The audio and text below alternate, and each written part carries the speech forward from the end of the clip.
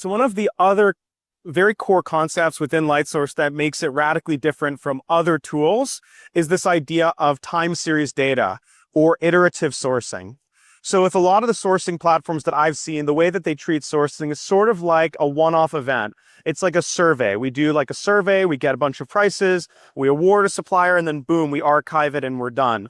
But that's not really the way that sourcing happens on the direct material side. It's actually a life cycle. We are updating our price every quarter or every year or with every design change. And so a lot of times what's important is not just the actual price that we get initially, but the changes over time. And I'll give a very concrete example from the automotive space. A lot of times when I was at Tesla, what we would see is that suppliers would quote lower prices in order to win the business. Of course, that's the incentive of sales professionals.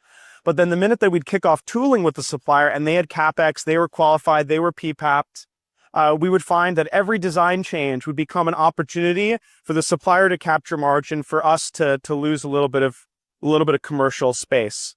And so every 10-cent change would become a 50-cent cost up, and we'd have to negotiate it back down.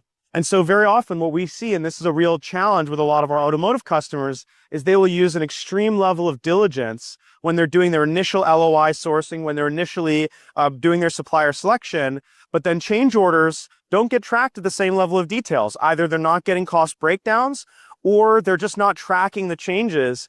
And so we're just seeing people, hey, picking up the phone, doing emails, and then tweaking the price in the ERP system. And so that's why we see an average of 3 to 15% cost creep in bills of material from LOI to SOP. Sometimes you can do cost takeout, but it's a lot easier to do cost containment. And that's what LightSource is really built to do.